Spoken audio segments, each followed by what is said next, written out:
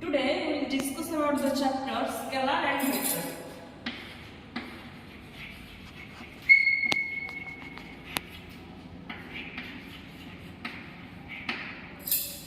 First of all, we have to know what is the definition of a scalar quantity and what is a vector quantity. Scalar quantity are those quantity which possess only magnitude for its complete specification.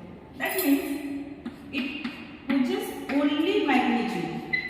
The requirement is it has only magnitude. No direction is required to specify a scalar quantity. But a vector quantity is that quantity which require both magnitude as well as direction. That means it has magnitude and direction. We can say the example of a scalar quantity, that is mass, length, time, temperature, etc. Then when we say about something about mass or length, we only require to specify the quantity. It has only magnitude.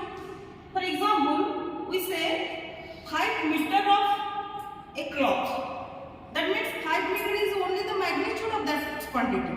It doesn't require any direction. But a vector quantity which is both magnitude and direction. So its example is displacement,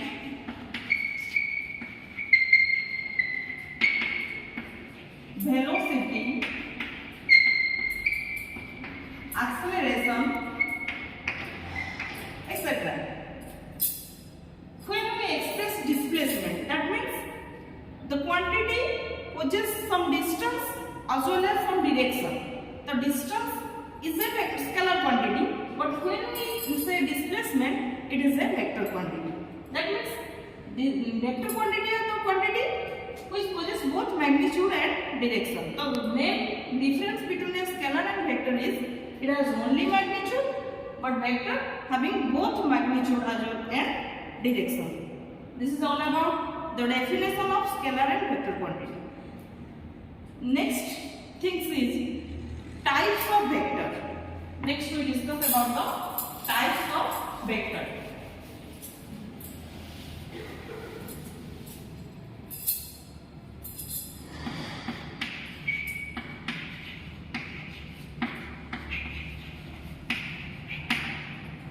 First is non-vector. A vector is said to be a non-vector if it has zero magnitude. That means it is in an arbitrary direction, but the magnitude is zero. Example, a dot. जोटा को आमे कहचे गोटे बिंदु. बिंदुटे आमे जेकोनसे दिगरे रखि परिबा, किंतु यार magnitude कौन? Zero. So this is the only one example of a non-vector. It has a zero magnitude but in an arbitrary direction. Next is equal vector. Two vectors are said to be equal if both having same magnitude and same direction. If we compare two vectors A and B, then both having same magnitude and same direction. To represent a vector quantity, we will put an arrow mark over the letter. If A is a vector and B is a vector, then this arrow mark shows the direction of that vector. Since it has a direction, so this arrow mark represents the vector quantity. Next is co-initial vector. Two or more vectors are said to be co-initial if all the vectors are starting from a common point. That means the initial point is 1. It is a vector, it is a vector, and it is a vector, and it is a vector. A vector, B vector, C vector, and D vector. All these vectors are said to be co-initial if the starting point, that means the initial point, is common to all the vectors A, B, C, and D. The starting point is O.